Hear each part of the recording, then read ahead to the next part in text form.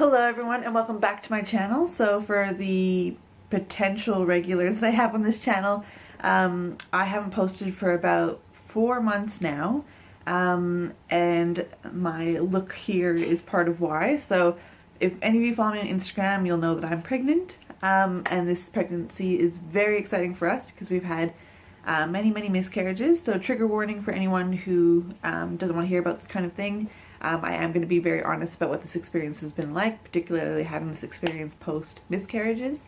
And if future baby, if you're watching this, don't watch this. This is not the video for you. You do not need to know this much information about your mom. So in terms of the pregnancy, one of the things that I wanted to do for any pregnancy I had, but this one, now that I'm definitely pregnant and definitely having this baby, I just wanted to do a video basically explaining like what the process has been like and what it's been like particularly under a pandemic, because I've been having this baby throughout the pandemic, and it's just been an interesting experience, and I've been really comforted by the videos that I've watched that other people have done that basically go through and explain, you know, like week by week what to expect, as well as, you know, seeing people explain what the experience is like, just because it's not hearts and flowers and it's been a relatively tough journey. So if this is the video for you, please feel free to keep watching. And for those of you who crazily subscribed when I hadn't been posting for about 4 months, thank you so much. I can't believe that you guys nearly, you know, got me to 200 subscribers, and I felt so bad that I couldn't post. But as you'll see from this video, I've been extremely sick. And I didn't want to post a video obviously saying like, hey, I'm pregnant, and then not be pregnant, because that's happened to us a lot of times. So let's get straight into the video. So firstly, baby brain is a real thing, and I've had to write down my symptoms each week just because I can't keep track, and it's become really confusing to remember everything. I can totally see now why people end up having bad pregnancies and bad births and then still have more children after that, because you do have weird selective amnesia. And so because I remember saying to my husband, you know, please remind me how bad this is, please remind me how bad this is. So the camera's shaking because my cat is extremely confused by what I'm doing right now and is behind the camera sniffing it. So my apologies for some roller coaster type effects right now. That is courtesy of baby kitten. Exit. So anyways, for those of you who are either trying or going through the pregnancy right now, today's video is going to be just on first trimester. I'm going to go through week by week what I was experiencing per my handy dandy list. So firstly, for those of you who are either not started yet or just getting started and aren't fully aware of how trimesters work, so they start counting your pregnancy from the first day of your period, the one that led to you becoming pregnant. So for me, that was December 25th of 2019, so right before the pandemic hit. And then obviously, so you have your like week of period, depending on how long your period is, and then you have a week of essentially nothing until you ovulate, and then you ovulate, and then you have sex, and then a baby egg is fertilized rather, and so that is when that's by then you're week 2, and so that's when there would actually be sperm hitting egg, touching egg, I don't know, maybe it's a gentler experience, but there's sperm that comes into contact with a viable egg, and then about 2 weeks after that is when you can usually take your first pregnancy test and work out that you are in fact pregnant. So for me, so week 1 and week 2, it's not possible to know you're pregnant. That's not a thing. But then weeks 2 to 4, that is when the fun really starts. So for me, I've been pregnant several times. I've unfortunately never been lucky enough to have the baby at the end thus far. I just have miscarriages after miscarriages, unfortunately, due to a variety of things, endometriosis, and it just hasn't worked out for us. But in terms of this one, and in terms of previous pregnancies, I can usually always tell that I'm pregnant because I get hit week 3 and week 4 with such intense fatigue. So if you're in your first month of pregnancy and you're like, why am I a zombie and can't function? Yep, I'm right there with you. So it's partly why I had to stop filming videos for you guys, because I become utterly useless. I cannot do anything other than go to work, try my best to stay awake for work, and luckily I think the work, adrenaline keeps me going. But then I come home and I almost, other than like a bit amount of food, I go to sleep, and then I sleep 12 hours until the next day. So that was week 3 and week 4 for me. So for me, I pretty much knew I was pregnant, because even though I'm anemic and have all kinds of iron absorbency issues, there's a difference between being anemic tired and pregnancy tired. Like they're 2 different categories. So fatigue is definitely how it starts for me. So by the time you get to week 5, this is when most people will take the pregnancy test, because that's when you become late. And so I took my pregnancy test. It, for me, went downhill from there, because like I said, I've been pregnant before. I've usually lost the baby between week 6 and week 10. But this time, it was a whole other experience. So for me, living in Australia, we had January, which was my month 1, with the worst air quality in the world, because that was when Australia was having their bushfires. And so I was wearing a mask because my asthma got exacerbated and I couldn't breathe. And I was very tired, obviously. So between the breathing problems, the tired problems, and the bushfires, and then the hailstorms that we got hit with, where like half of Canberra lost their cars because they all got smushed to pieces.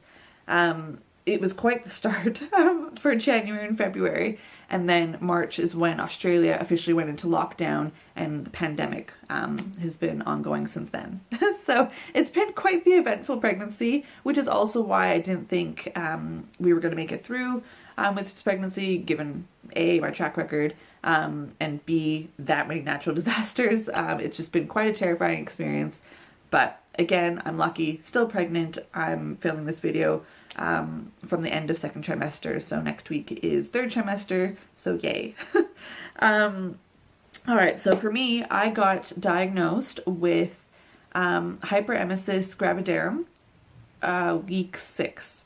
So for those of you who don't know what that is, HG is, a lot of people talk about morning sickness, and you can get that. Some people are lucky and don't get it.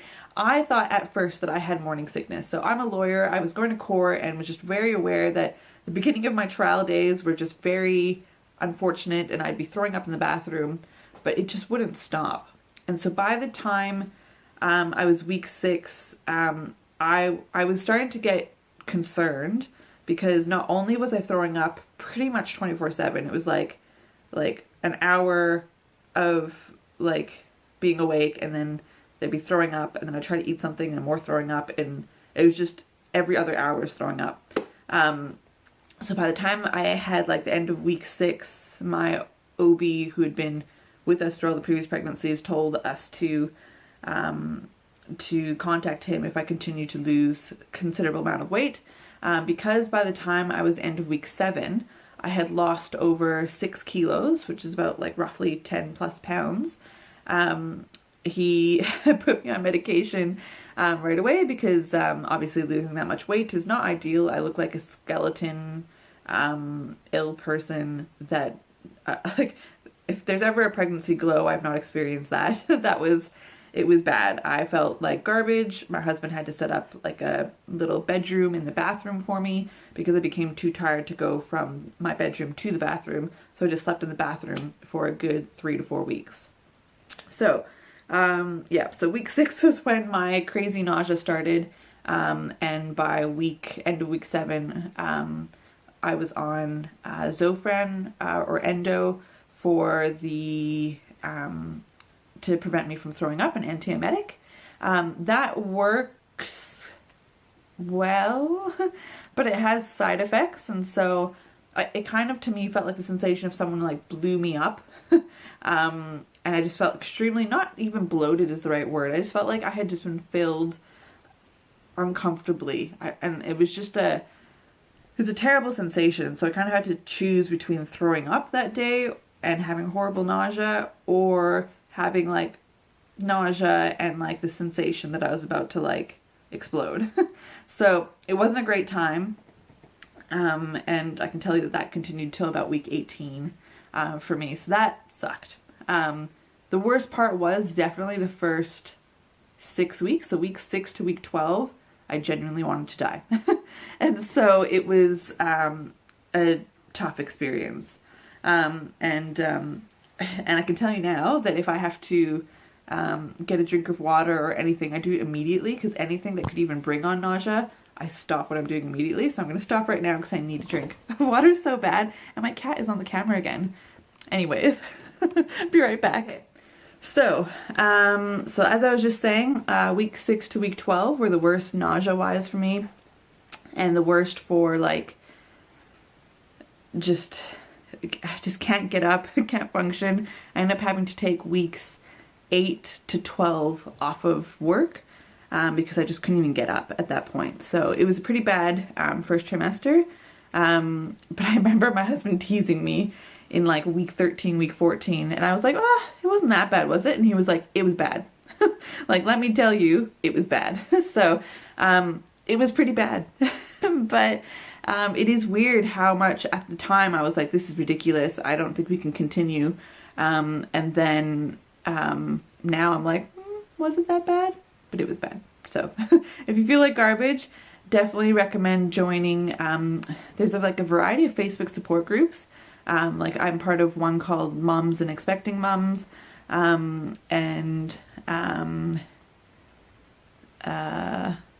can't remember the names of the other groups, but they're really quite good. So just do a search of pregnancy groups, and there's just so many helpful groups out there that, you know, everyone at any point in time is in the week that you're in and going through similar experiences. So half the time something really scary would happen. I'd be like, what is this symptom? And someone else in the group would be asking the question. And it was so reassuring to have, you know, so many moms either going through the same week or moms who had been past that week and could tell you when it would end. And to tell you that it was normal, unfortunately, and that it would pass. And so that's part of why, again, doing this video, just because there were so many changes that I just don't feel like people talk about enough, right? Like, I mean, I guess that it's not, you know, socially appropriate to talk about all your bodily functions and how they hurt. But at the same time, I was so reassured by the YouTube videos I was watching and the posts that I was reading in these Facebook groups explaining what was happening, because it's just a lot. So heading on to week 7. Week 7 is when I started really noticing the constant need to pee. And so they gave me, the apps, the pregnancy apps that I have, gave me this tip to lean forward as Kitten leans forward on the camera. Kitten! Kitten, go! So the apps that I have recommended that you lean forward as you go pee, and that would basically prevent you having to go pee so often, because you'd basically like pee like this much and it'd be so useless. But if you lean forward as you go pee, it would let out more of the pee, so that you could stop going like every half an hour. And so that definitely helped with the amount of bathroom stops that I needed to make, which I was really grateful for, because again, you feel like such garbage, you don't want to get up over and over just to go to the bathroom for 2 seconds. Around this time is also when my breast started hurting, so I didn't realize that the first thing that would happen in terms of body changes would be your breasts enlarging, and even just like because I'm normally a 32C, and I had to get like a 34 band pretty quickly around week 7, just because it was so tight and leaving marks against my skin. And you end up being so sensitive there almost immediately. It was really quite shocking to me how quickly that changed. And so I definitely recommend either getting sports bras to wear so they're stretchy, or getting a band that's a little bit bigger than what you normally wear, because that definitely started to hurt pretty quickly around week 7. By week 8, I was losing so much weight that I became less focused on what I was eating and just trying to eat anything at all I could keep down. In first trimester, there's very little that I could eat, and my doctor basically just said, eat whatever you can, it doesn't matter, just get nutrients into you. And so I was having like, grapes were good in terms of keeping me hydrated, and they were cold and soothing for all the nausea. And I had, I tried watermelon a bit. The list was really small. What could I eat? Crackers, to help with the nausea. I literally can't remember anything I ate in first trimester. It was a really small list. It was almost ridiculous how little I could have. Basically everything made me throw up. And by the time we finished first trimester, we had cut out sugar, triggered me, salt, triggered me, meat, I can't have meat, that triggers me, and dairy, can't have dairy. So if you take out those 4 things, it was an intense process. So when people are like, oh, like an aversion to foods, holy man, it's not an exaggeration. I couldn't even remotely keep those, like even thinking about those foods now, like I can't manage it. So it's been quite interesting trying to find food to eat that doesn't end up in any of those categories. So it's been actually a relatively healthy eating pregnancy because I can't have like anything junk food. And if you take away like everything that's fattening, like there's just no yucky weight gain for me because I mean, no meat, no sugar, no dairy, like no salt. It's been an interesting experience. So definitely eat whatever you can if you are throwing up as constantly as I was, because I think by the time I finished first trimester, I had lost about, I think roughly like 15 pounds, maybe 8 kilos-ish. And so, which I can foreshadow now in second trimester that I've gained back and it's okay. So yeah, and it's not that unusual, by the way, to lose weight during your first trimester. So even if you're not throwing up like a crazy person, it can happen. So don't freak out if you are experiencing weight loss. And I really recommend the pregnancy apps because honestly, between the Facebook groups and the pregnancy apps, it was really just helpful to have. Like the one I have that I love the most is the green one. Says pregnancy on it and it has a picture of 2 little feet.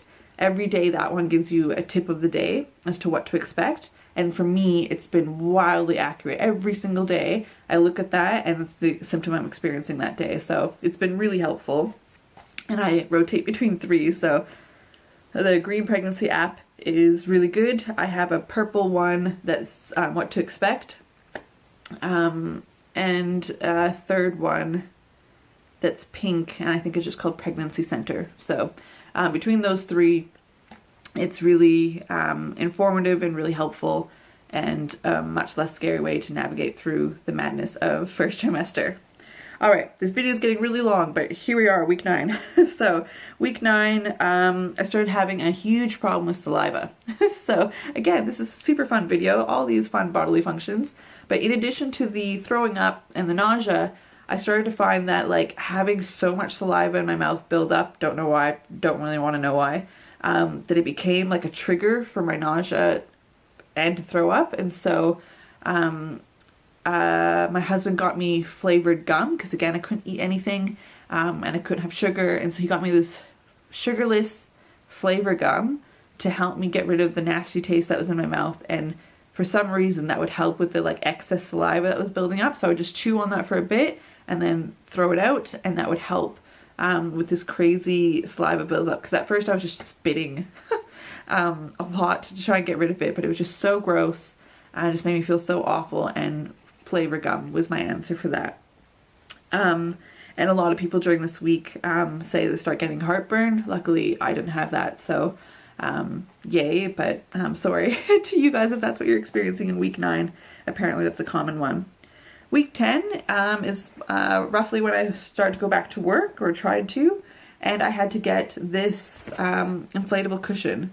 So one thing I didn't know that happened, which luckily my app told me when my butt started to hurt really bad, but your tailbone ends up getting pushed during first trimester, and it created, for me, because I already have scoliosis, excruciating tailbone butt pain. So anytime I tried to sit, it just felt like I had fallen on my bum, and the pain was excruciating for me. And so my husband had to run out and get me this inflatable cushion, and so it was like a donut pillow that you sit on so your bum, it has less pressure on your bum, and it was so helpful. So if you're experiencing bum pain and your tailbone is trying to kill you, I really recommend trying to get something like this. It definitely, I used it for like a month straight because that's how long the pain was for me. From week 10 to about week 14, like my tailbone was just killing me whenever I was sitting down. And so if I couldn't stand up, I was sitting on this cushion, and it definitely just eases the weight and amount of pressure on your tailbone. So inflatable cushion for the win. So you can get these at most chemists, by the way. Pharmacies seem to stock them pretty well, so we didn't have any trouble finding it. Week 11. Week 11 is finally when I started to have crazy hunger. So before that, obviously I was just throwing up, was fatigued, was miserable, and just trying to eat whatever I could keep down. But by week 11, I was starving. And so for me, I normally am not really a breakfast person. I like nibble on something maybe for lunch and then I have a dinner. For week 11, I literally could have inhaled our entire fridge. Like, so I was having like lactose-free cheese and saltless crackers, and trying to eat things like I'd have like 2 bagels in one sitting, like 2 whole bagels. Like for me, I normally eat half a bagel. And so I'd have 2 whole bagels, and so my husband started like buying bags like every week because I go through the bagels so quickly. And so I would just have like dry toast, dry bagels, and like no flavor, no butter, no nothing, because again, I was still nauseous, but I was so starving.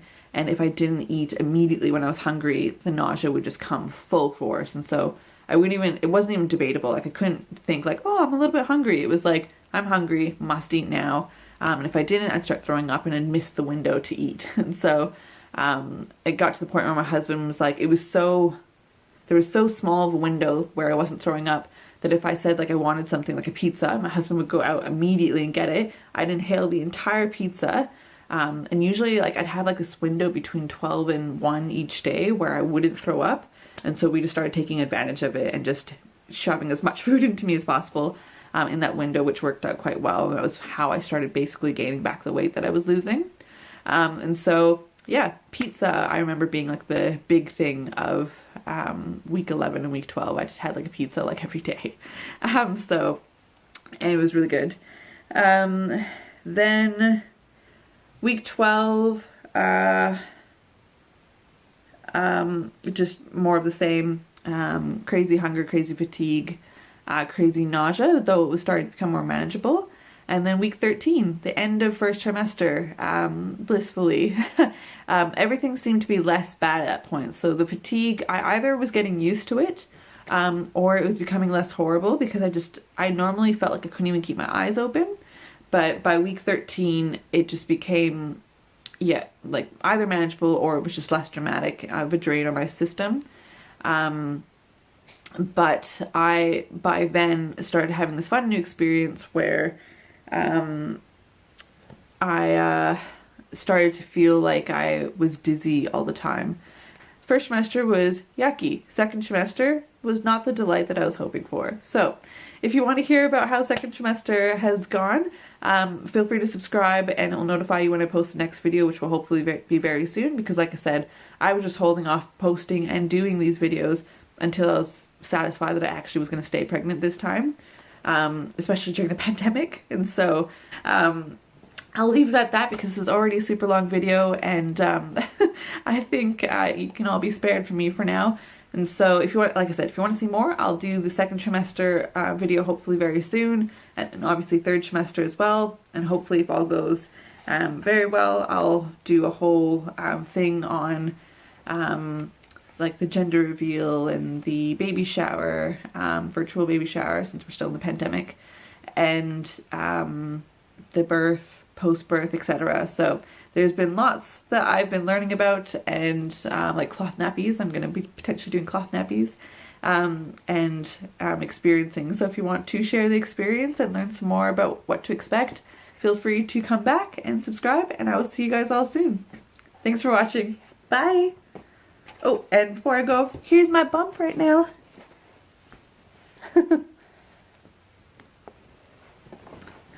That's a week 26 baby. All right, I will see you guys all soon. Bye.